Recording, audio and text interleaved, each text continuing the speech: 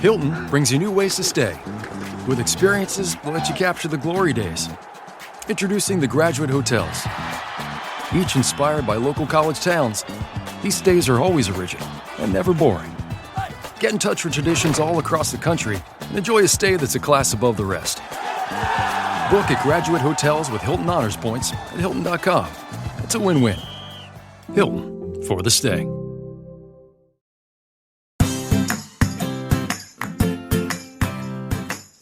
Hi, and welcome back to Realistic Sustainability. I'm Mike, and I'm here with Nick. Good morning, sir. Yes, no, kinda. It's not even a super early morning like we've recorded in the past, but your brother was kind of running like a diesel this morning. It took a minute to get him going.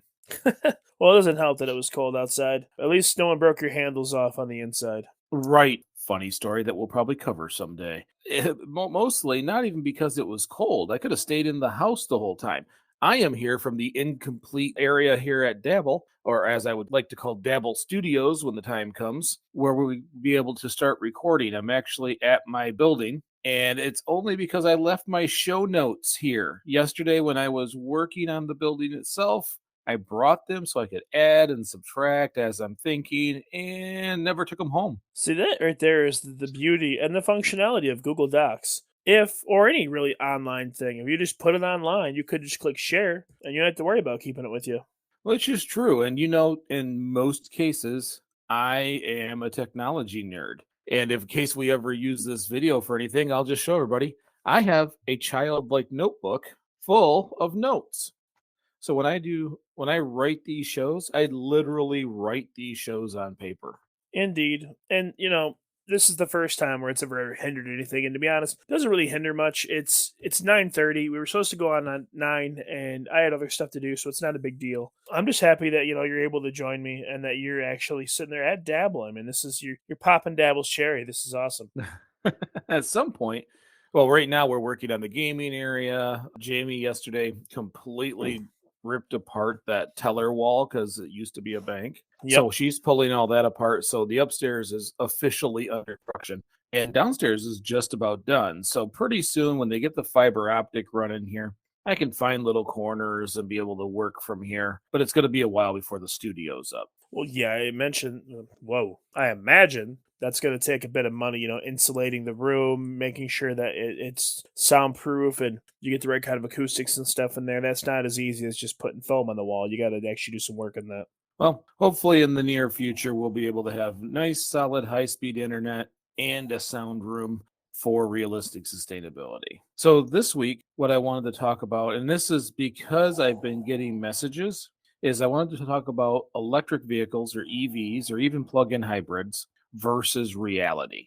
What is the reality of electric vehicles? We've talked about electric vehicles in a lot of different ways, but it seems like almost quarterly someone sends me a Facebook meme or a Facebook comment or something that in the effect that electric vehicles are no better than internal combustion engine vehicles. So I figured what better place to address those? We can address it here. I think it's a good idea, but I think we need to keep something in mind when those people continuously send you the same thing. There may be a moment in life where you realize that it does no good to address things if they don't pay attention enough to realize they've already sent you the same thing. They're not going to realize that you're addressing it at all. But I do believe this is a battle that we need to pick and choose because they are the future of the automotive industry. At least in my estimation, they are. Especially if they keep getting better with technology and they keep being more efficient and cheaper, then gas is on its way out. Well, and it's not just in our estimation. All the large automotive companies are now doubling down. General Motors just announced a $60 million rollout for electric chargers in Michigan. Okay. So you have, the biggest of big three doubling down. Where I work, and I know other automakers have stated that almost all the combustion engines will be eliminated by 2025. That there'll only be a handful, and you can pretty much say goodbye to large engine internal combustible. You'll have twin turbo, small engine. My thought process on that is that it's going to become more of a novelty thing where people are going to have the option to choose that as a package instead of an electric vehicle. And in that case, if that ends up happening, then the internal combustion factories will probably only have like a seasonal line that runs, or they'll be relegated to a small factory that runs sometimes. Because if your majority of your manufacturing on the line is going to go towards electric, then it's completely different. You're not going to have an option to just go this one and then switch and this one on the same line. It's got to be in a whole different location, different tools, different parts. And I assume that when you say it's going to be, just a few, it's probably going to be like the more high end sports cars. And I'm sure that there'll be high end sports cars that are electric too. But I think that until the mentality of loving like race cars and going fast and turning the key and hearing that loud rumble and roar, until that goes away, like we're always going to have that market. That's always going to be there. People are going to get money and they're going to want to use it to make stupid choices. Well, and that's the feel. I like the sound of a vehicle when it starts up. Like my pickup, for example, is a V8, and when you start it, it gives a little bit of a rumble. In our lifetime, our history that we've had with vehicles, that's just inbred into me. The difference is I understand the practicality in switching. I am on the list for, I may not buy it, nor will I be able to afford the very first ones that come out, but I'm on the list to see the all electric Silverados because I know that, first of all, they're going to tow better than what I have.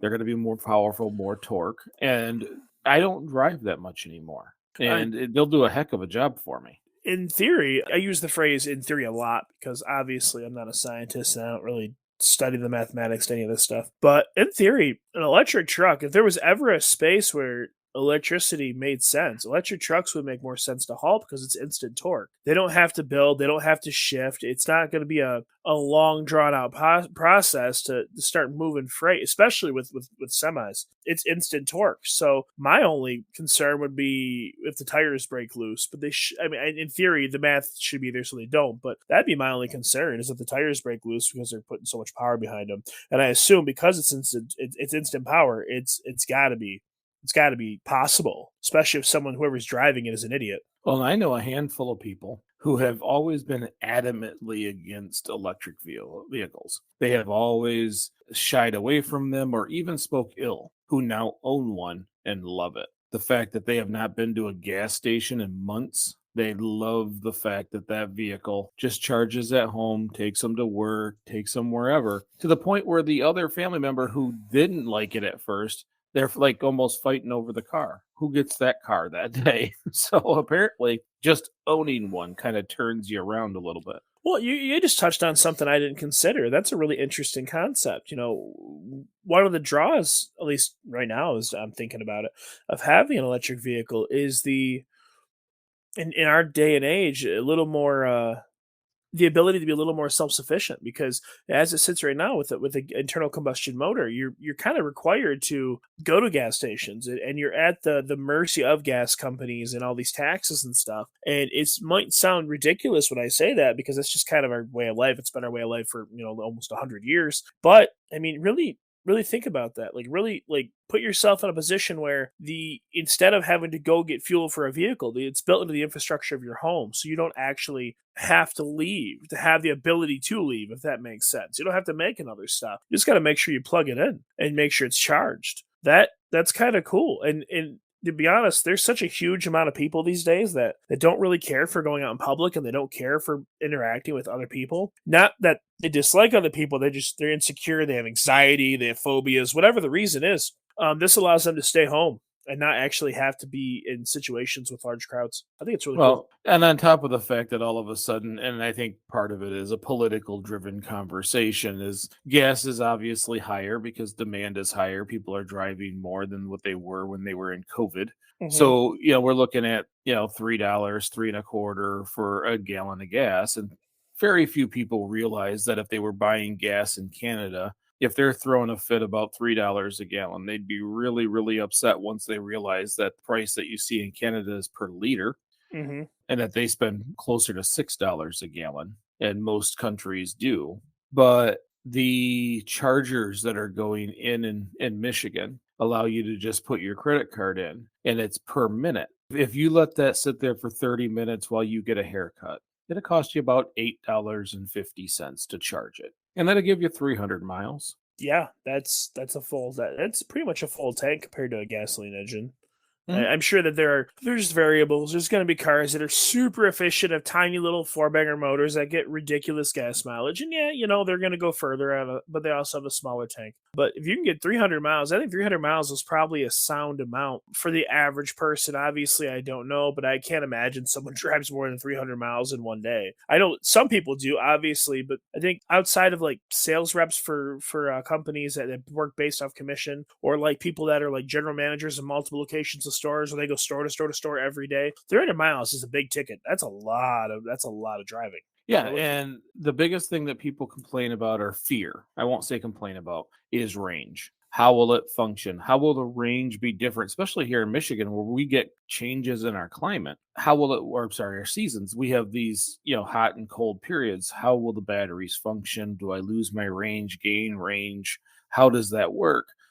But we also have to keep in mind, Amazon ordered 100,000 vans that are purely electric.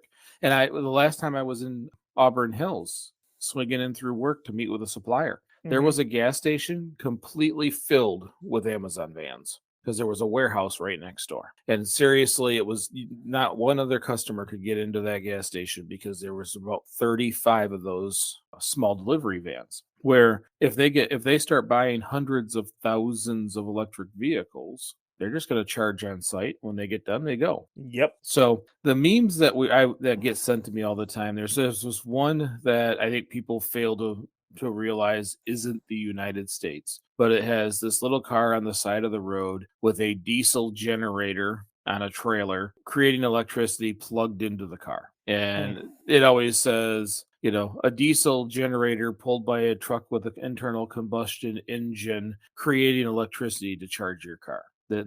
Actually, our sister posted that one and it said the future looks stupid or something in that sense. When first of all, we're looking at, okay, so we look at this thing objectively. Mhm. It is not a United States. You can see the plate. It's obviously from Europe, but it's also one of those things that there's no context to it whatsoever. Uh-huh.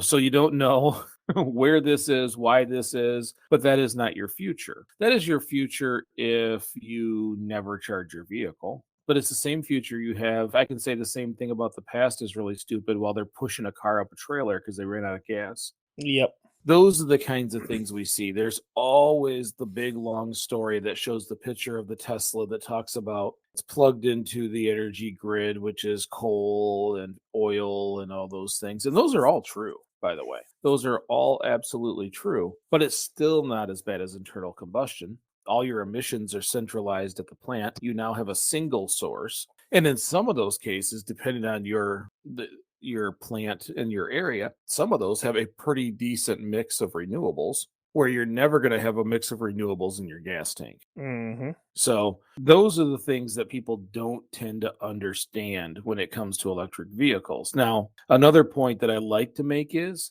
I am an advocate of upgrading the grid. Our electrical grid is, everybody here has probably heard me say it, fragile. I believe you said it can be taken down by the squirrel of injustice, or you have your unique way of saying things, but it is fragile. Well, I mean, yeah, when a misplaced rodent chewing on something can actually like destroy the power for like blocks of houses in the right situation. Yeah, you call that fragile or barely existent, extant, whatever you want to say. So a lot of people like to use the fear of if we're all charging our cars instead of buying gas, it will stress out the grid. And in case anybody's wondering, it will. But you know what else it will do? It will force them to upgrade that electrical grid and stop using Edison's invention as it was intended back then. Yeah, see, really, what it is that people, I say this all the time, and it became a running joke between you and I, and now I just get kind of depressed every time I have to say it because it's just a reoccurring theme here about people fearing what they don't understand. But the fact of the matter is, they're afraid of electric vehicles because they don't understand it. Well, then when someone is able to explain and convey information to where they comprehend it, then all of a sudden they're afraid of it because they don't understand the way the infrastructure. Yes, of course, it's going to stress out our infrastructure, absolutely, because it has to change. It has has to evolve. We have to sit there and look at things the way they are and go, well, this was great for 50 years. It's past its expiration date. It's time to move on and change it. It has to, improve for the rest of our lives to improve. And that's really hard for people to comprehend. And it sucks because these aren't like, I hate to say this, but these aren't like, really controversial, big, important topics. Like, the earth is important, but it shouldn't even be a controversial topic. Do you like having a planet to live in? Well, yeah, I like to breathe. Okay, well, do you want your grandchildren to have a planet to breathe on?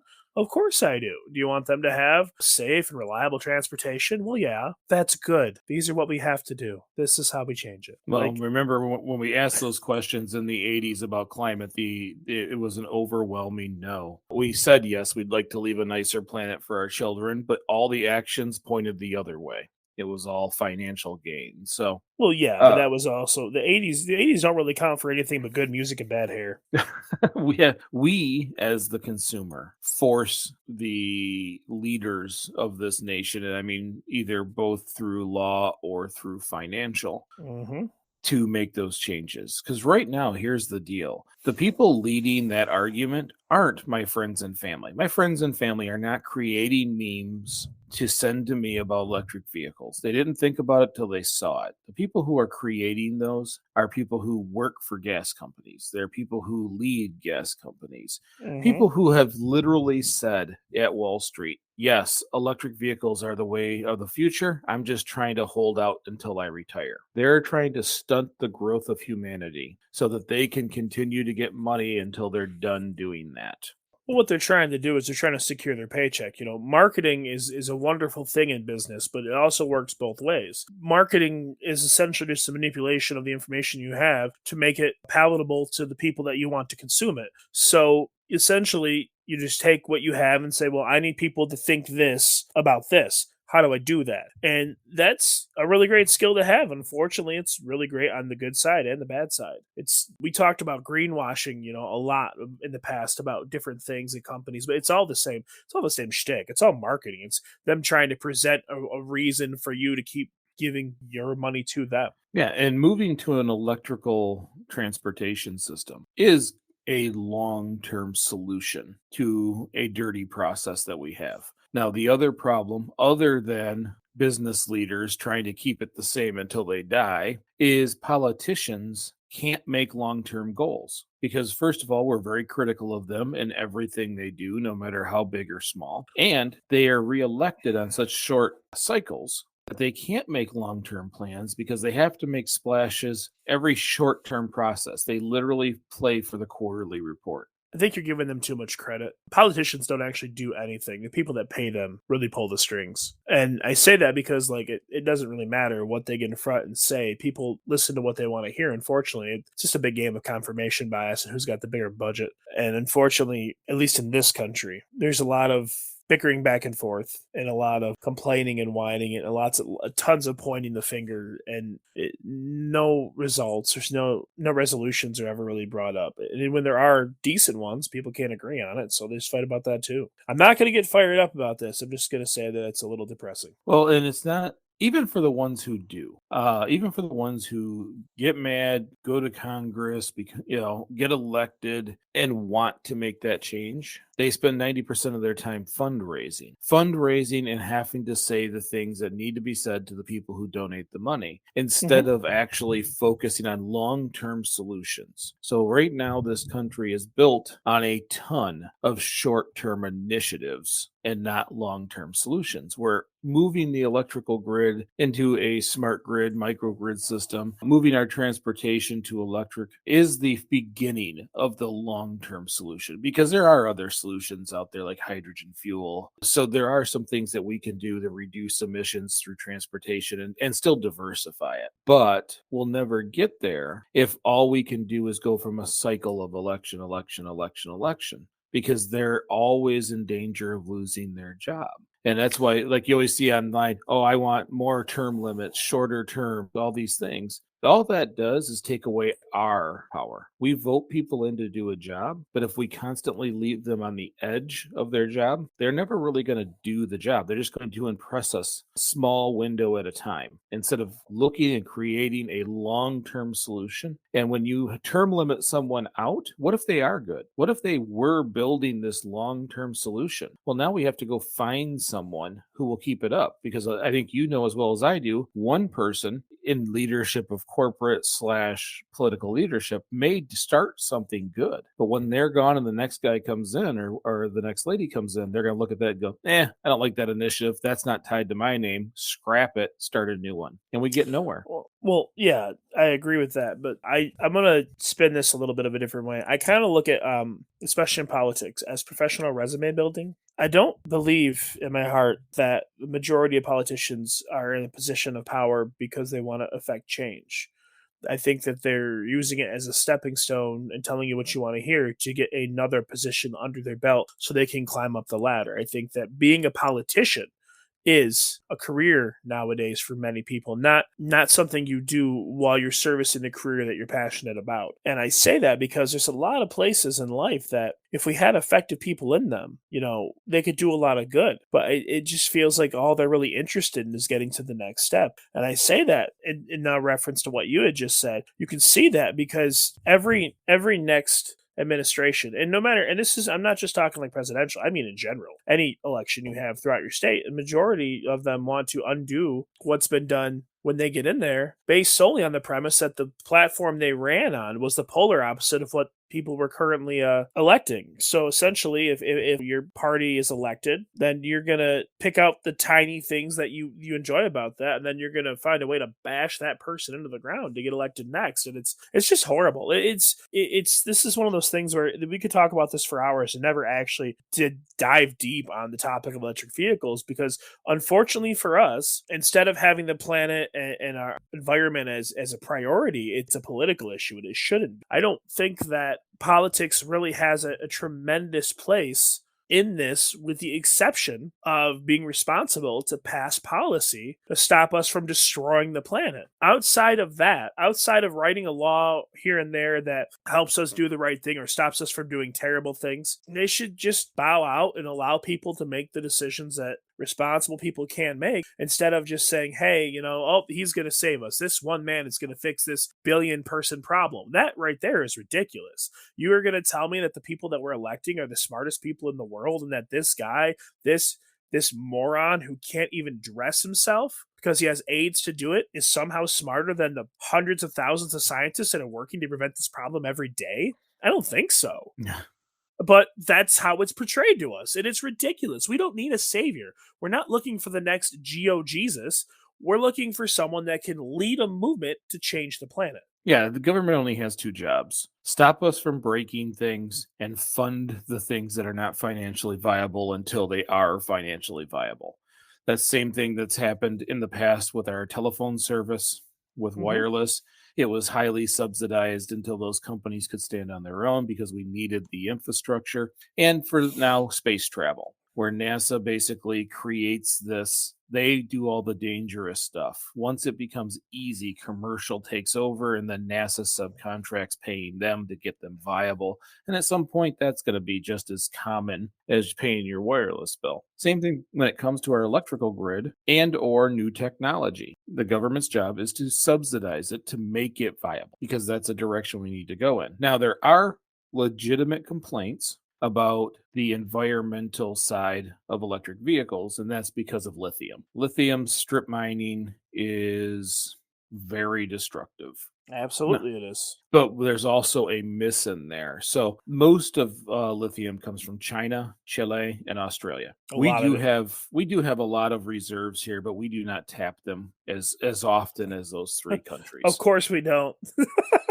Well, and that, Sorry. what? I don't want to. I understand right now that the United States is going through a hurry up and pump it out of the ground because we've always held our oil so that we would have the reserves. But now that they're not going to be selling it soon, we're just quite literally raping the land, trying to rip as much quote unquote value out of the ground. I think you just leave it. It's more valuable to not destroy everything around it when it's an obsolete source. And with I lithium, I'm okay with them doing it. I prefer them doing it.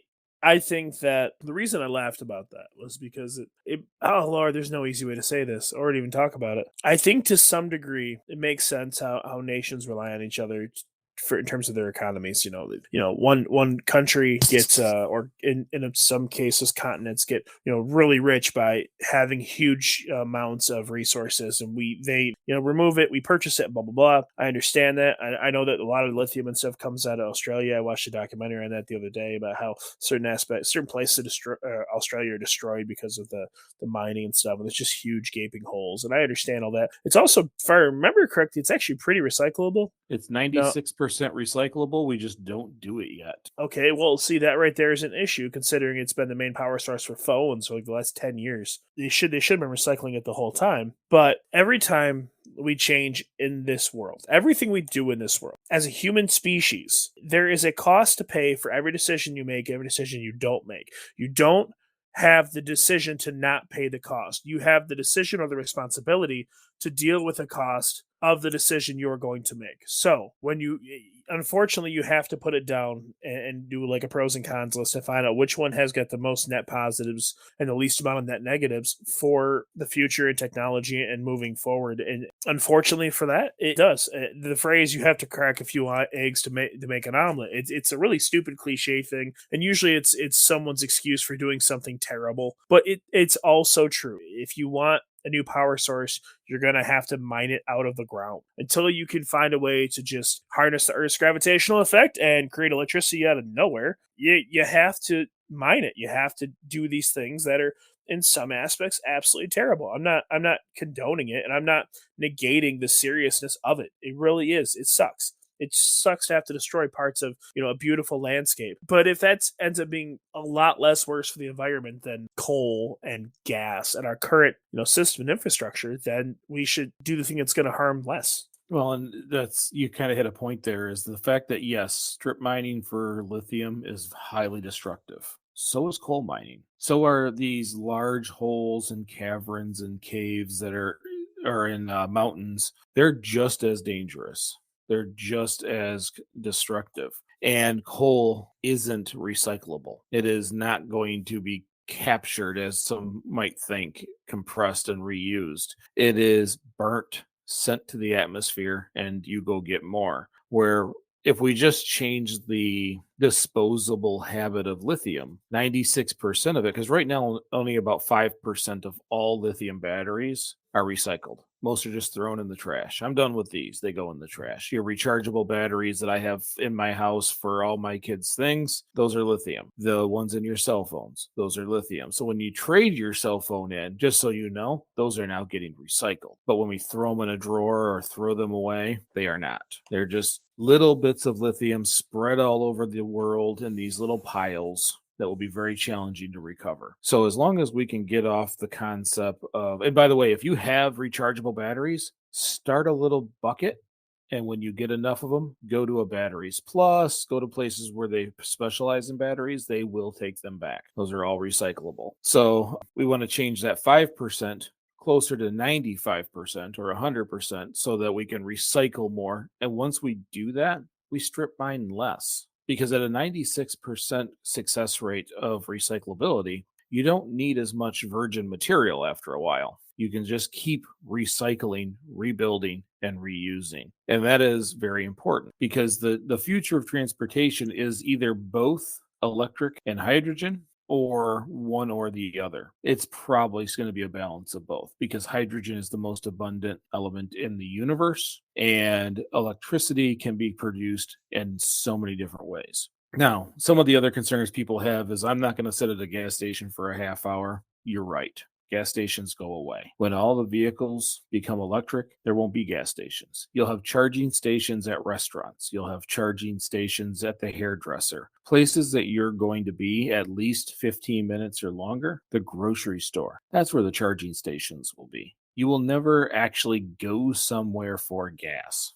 You will always park somewhere you were already parking and decide to top off for $2 or $3. That's how that's going to work. There will no longer be a destination for gas. It will just be everywhere. And another thing, I want to go back to the lithium thing real quick. I know I said that, the largest strip mines are in China, Chile, and Australia, and I'd rather them be there. I say that because I'm still thinking with borders. I need to get better at thinking globally because I do believe that at some point in the human future, it'll just be Earth with humans instead of all these little lines drawn between people fighting all the time.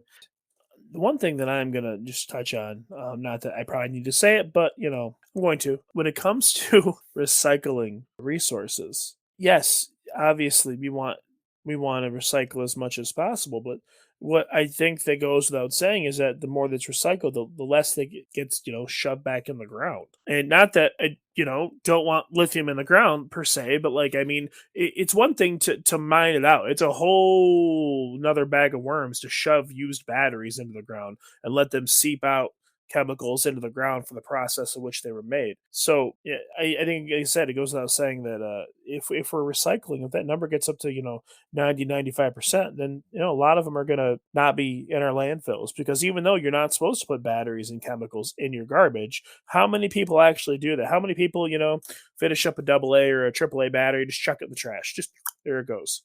Mhm. Or it gets put in a junk drawer that might be emptied once a year, and all that stuff goes in the garbage. So, and it sounds dumb. It sounds like, oh, it's just a little battery. It's not a big deal. But if every person in our country, just our country, no, I'm not talking about the world, but in our borders, every person did that with one battery a year, that's over 300 million batteries. Now I say that because every single device in your house that does take batteries, and there are still some smoke detectors and television remotes and that kind of stuff. They usually take 2 or 3 a piece, and that might last 2 or 3 months. But you're going to replace them, and you're going to, and a lot of people just go through once a year and buy a whole new set of batteries and replace everything because they don't want it to run out, which is, I understand you're being preemptive, but then you have all this unneeded waste anyways. So please recycle them, get them out of our landfills. Well, and as much as I was trying to appeal to our listeners in Australia that I don't want to destroy their land, one of the things that we can do to resolve that is recycle our batteries. Because with coal, oil, and natural gas, after we burn it, we have to go find more. We're constantly digging, we're constantly searching. Where with Mm-hmm. lithium, once we meet the industry need, we only need the refill now. We need 4%. And once we've gotten there, most of it's just recycled as long as we're recycling. I told you a long time ago, I replaced every battery in the house with rechargeables because the Mm-hmm. kids have game systems, the controllers. They were just mowing through batteries. I bought about 30 batteries about 3 years ago. We haven't thrown one away since. But as they start to fail, it's actually a peanut bucket where you buy the peanuts from Planters, Yeah. a clean, empty one of those that I will throw them in. And when it's full, I will take it in and have them recycled because that's how we keep the holes out of the ground. That's how we keep Mm-hmm. from endangering citizens in neighboring towns or water supplies or any of these things is by just constantly recycling. Mm-hmm. So, why do people do these memes? What is the result of these things floating around Facebook? It literally is designed to slow progress. It is a attempt to, first of all, for the individual who's sharing them, that's just my team. They're just announcing their team. That's that my team believes this and so do I. Sometimes they don't even believe it. They're just It's a cheering their team. school of fish mentality. It feels good to be included in the group. It feels natural to be part of the herd. It's subconscious, and honestly, it's not even a choice people make. Yes, they choose to hit that share button, but I mean, it's not. At no point does the average person ask why. Why am I making this decision? It's just inclusivity. Confirmation bias. I'm part of the herd. I'm part of the horde. So swarm. That's all it is. And anyone that gets those references to pop culture in the '70s, thank you. I'm not alone. But I just Continue. Sorry. Go on. No, you're fine. All the result is of those is it delays the possibility of growth because it always gets that person going, well, I would never buy one. When honestly, you put them in one and let them drive for 3 weeks and not go to the gas station, they suddenly grow this whole new idea of what transportation is. They gain this whole new appreciation of what transportation is. So don't get me wrong. I in my world, I'm trying to get people out of cars. I'm trying to get people walking through town, riding bikes through town, but electric scooters, e-bikes, all these things use the same style batteries. And we're going to have to practice because there's going to be a lot of batteries everywhere. We have to practice recycling them. But in the process, talk about it. If you've got an e-bike and you love it, tell people all about it. Let someone ride your e-bike, because I'll tell you, I, as a big man, am not riding a bicycle to the neighboring town. But but an e-bike, I could. I only have to pedal so much. Most of it, I can just hit the motor and go. It's a mix. And that's pretty cool. We can get more places without a car. That's why it doesn't matter what gas prices are pretty soon. The demand will continue to drop. It will never go back up. Gas prices will never be $1 again unless we're all quarantined to home and not able to drive. That's when gas goes to $1 now. Gas prices will never go down. It's going to slowly. Like I said, other countries are at $6 a gallon. We're at 3 and we've got pitchforks out. Well, keep them out. It's not going down. It's an obsolete form of fuel that even if we had an abundance of, the world knows they have to wean us off of it. And how do you wean us off something we're addicted to? You price us out of it. No different than cigarettes. They're going to do the exact same thing with gas. So the quicker you make the jump to EV, and by the way, the family member who bought the EV, I asked, how's your electric bill? Because you see that all the time too. Well, your house bill will go shooting through the roof. They haven't noticed. They don't know how much it is because they haven't noticed a difference yet. He said, well, there was a change in seasons, so I'm not sure how much more I'm paying. But that tells me it's such a small amount that they're not even noticing the difference. It shouldn't take much. I mean, it's not like you're heating your house with electricity. You're charging essentially a vehicle that has, I assume, and I don't know much about the EVs. I assume that they only have they have one small motor per tire. In some cases, 2, and other cases 4, depending on the type of vehicle. It doesn't take a whole lot of juice to make motors go, and I'm sure it takes power, but I mean, I doubt it takes as much as your refrigerator does. Well, it's a different circuit running a different way. I mean, it still has to move the mass. But, for that individual, they drive to Saginaw from Durand every day. Every single day. They drive out, well, not every day, but most days for work. And they love every second of it because they don't stop at gas stations anymore. So what I want to do when having this conversation is 2 parts. One, give the normal listener of this show, who probably is more an advocate to EV or hybrids, some of this information as defense. So when a family member or friend say these silly little one-liners that they've learned from Facebook,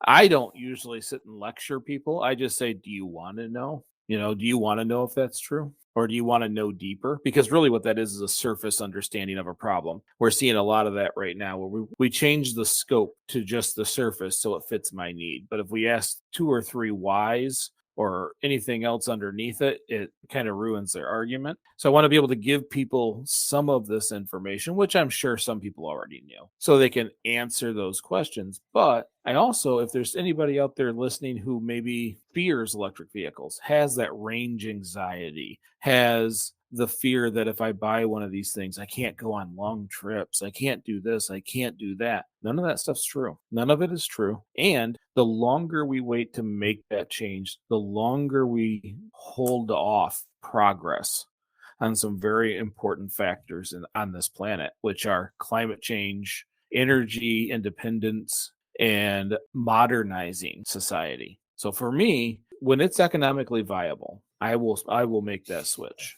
And I encourage anybody else to at least consider making that switch when it meets your economic needs. Now, last, before we close up, one thing's going to help this whole process move forward. And one of those is that places like Amazon buys 100,000 vans, that delivery companies or Lyft and Uber, where they subcontract cars to people, those cars will be electric. The more electrics you're in, the more electrics you see on the road, the quicker the everyday person will make that change. That family member of ours who has one, in all other cases in life, they're early adopters. So I didn't expect them to early adopt to electric, but they did. But they're predispositioned to like them because they're always pushing the new technology. Mm-hmm.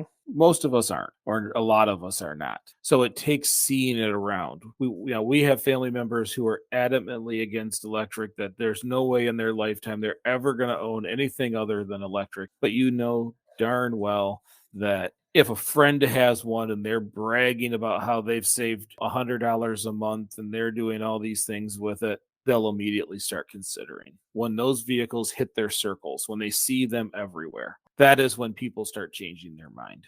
Well, like most things, when it starts to give you a firsthand experience in whatever it is, this isn't just vehicles, this is just in life. Anytime that something new and spooky is around the corner, when you actually get to experience firsthand, it tends to change your perspective on it. And I can tell you, without mentioning names, there are certain people in our family and our extended families that will be very against it until they're in the passenger seat or they sit in the driver's seat and someone mats it and makes them go as fast as they can instantly, and they feel that rush, that G-force hit their chest. It's going to change things. They're going to go, oh, I want one of those. Once they realize, yeah, well, once they line up next to one and race it, and it's a completely different environment. You're going to see. You see it on YouTube all the time. People with normal everyday EVs just smoking race cars off the line.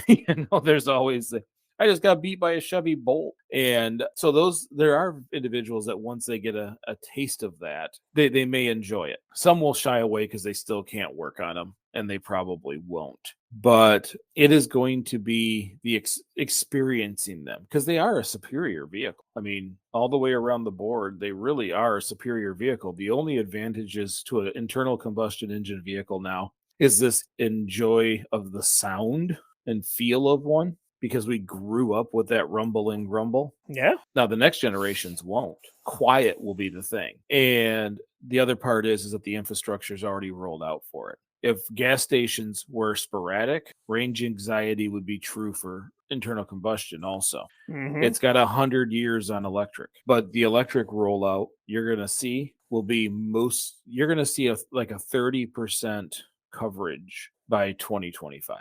Ford, GM, Volkswagen, Tesla, all of these companies are buying and putting up chargers everywhere, because they're going to need people to buy their electric cars, because they're just going to stop making internal combustion engines. So we can argue and fight and stomp our feet and post memes and make fun of, but guess what, man? In 5 years, that person's going to be driving an EV too.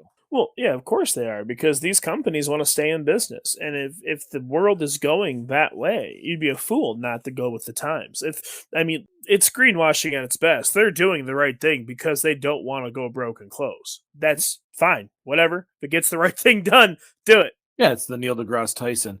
The only thing that rich people fear is dying poor. Yes. And no one looks at Sears with admiration anymore. No one looks at Kmart. These are companies that did not move with the times. So all these automakers out there are now partnering together. They understand there's a lot of cost and a lot of effort, but they waited far too long. Now they have to hustle, because Tesla has created a viable electric vehicle. Mm-hmm. And then opened their patents, because competition is what's going to put people in EVs, where now GM has pushed all their chips into the center. Ford has pushed all their chips into the center. Ford's looking at that high performance EV, the electric Lightning and electric Mustangs, those kinds of things. You're going to see smaller vehicles with electric powertrains. It is what it is. But you know what?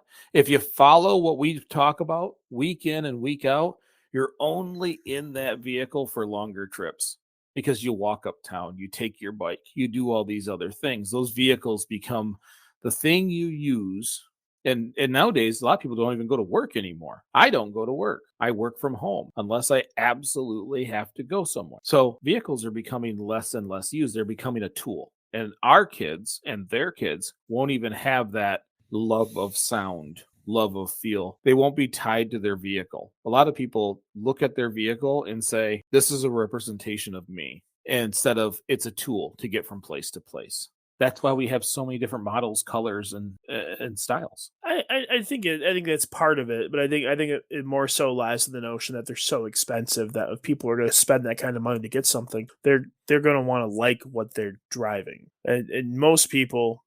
Okay, I can't say most people. There's tons of people in both demographics. There's a lot of people that make plenty of money to buy what they want when they want, and there is an equally huge amount of people that just flat out don't. That get what they can to scrape by, and when those people move from that lower tier to having a better career, having better money, more income, less bills, whatever gets them up in that next category, they tend to want to buy exactly what they want because it's for the first time in their life they can. Because being materialistic may sound terrible, but it's in all of us. Some people are more materialistic than others, but it is. And the more poor you are, the more you tend to focus on those items as part of your identity when you're able to actually get them. And I think that will probably never change. As long as there's poor people, as long as there's poverty in this world, that will never go away ever. Well, it's funny because in the United States, we have such a consumer culture that when I did purchase my truck, and I purchased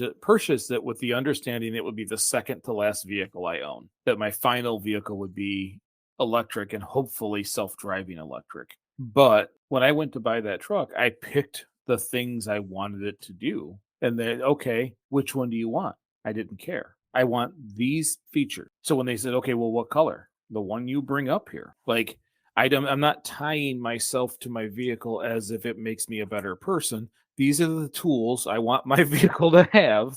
Go get me one. And it caused so much confusion, they didn't know what to do. So I limited it down. Okay, bring a black or a white one. Do you have those?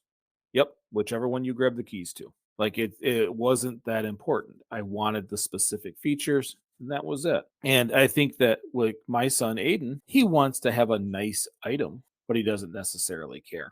He's not going to be the person who has to have this amazing car. To him, it's just an expensive thing that gets him back and forth. Mhm. And his kids, it's just going to be a tool that they get into, and it doesn't even have a steering wheel. No one's even going to own a car. When you need one, you'll go online and order it. It will show up and take you wherever you got to go, and it will head back to the hub. That's all part of that automation side. We're only a couple generations away. When we're the old cranky guys, we're going to go, I remember when I could control this thing. I had a steering wheel, and they're going to look, our grandchildren are going to look at us going, oh my goodness, that's dangerous. Well, You that's know? that's not wrong. But on the flip side, I mean, it is dangerous. But yeah, for everyone that thinks that like the fight over electric vehicles is it's bad, you wait for the fight for automation. You wait for self-driving vehicles. I'm serious. Like you wait for that fight because it's going to be huge. I'm looking forward to a self-driving vehicle. I like not having to drive, that I can sit and continue doing whatever I'm doing. I can upload this podcast if I want to on the way. If I have to go to work and it's a 40-minute ride, not a drive, I can sit in there with my laptop and edit this show. Or you can take a nap. Or you can take a nap. That's where I think that's where they should sell this on, like marketing, like sleep while you're driving. All the people that run rag and all those Sunday warrior moms that don't get any time to themselves, go for a drive, go to sleep.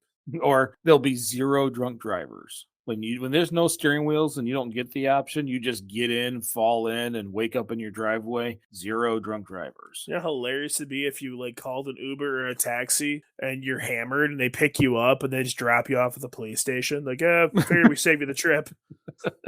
Why? They're not driving. They're good. I just think it's funny. So, anyways, the moral of the story is that when you see these things, these memes, these comments, they're true. Almost every one of them on the surface are true. But all it's designed to do is prolong the progress. It's an attempt to poo-poo something so things don't have to change. It's more of that I don't want it to be different in my lifetime than it is the technology is good or bad. The technology is far superior. The long-term outlook of the energy pricing or protectants is excellent. It is by far better to look at electric and or hydrogen than any fossil fuel. So just understand when you see those things, it's I don't want to say ignorance because it sounds bad, but it's team sports ignorance. I want to be accepted by this group, so I'm posting it. Very few people will care once they have them, other than the hobbyist. There'll always be some internal combustion out there that someone will fire up every once in a while for nostalgia reasons. But the future is not fossil fuels. So that's all we have this week. If you like this episode, share it with a friend or on social media. Other ways you can support Realistic Sustainability is by becoming a monthly supporter or monthly sustainer, which is a much more fun word, on our Anchor hosting site, or simply just leave a 5-star review. I'll tell you, it's been like a month since someone left us a good review. So if you get an opportunity, go onto iTunes and leave us a positive 5-star review. It helps us tremendously. Not only do I have fun reading them, when I feel bad, I can always go back and see the nice words that people say about us, but it also kind of talks others into listening to us. So we do appreciate that. Also, remember, we're only trying to get a little better each time. We're not trying to change the world in one sentence. It's little bit. At some point, that becomes a big bit. So thanks for listening. I'm Mike. And I'm Nick. And we'll see you next week.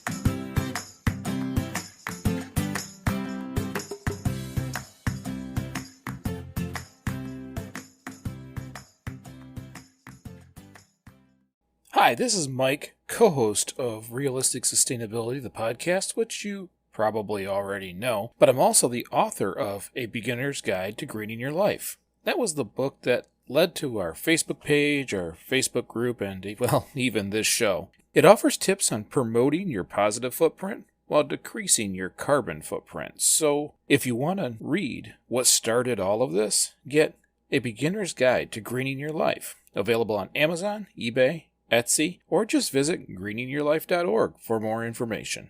Thank you for joining the sustainable movement and promoting a greener future.